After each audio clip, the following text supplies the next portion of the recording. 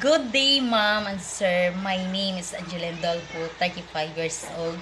I'm single mother. I have two kids, ages 17 and 1 year old. My mother named Elena Dolpo. My father named Armando Dolpo. I have two brothers and two sisters. I'm two in the family.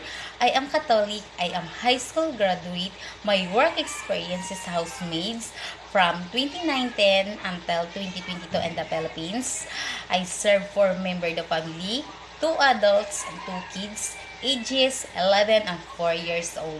My duties and responsibilities as helper, general cleaning, washing, ironing clothes, marketing, cooking, gardening, car wash, and take care of children. Mom and sir, you heard me. I'm honest, respectful,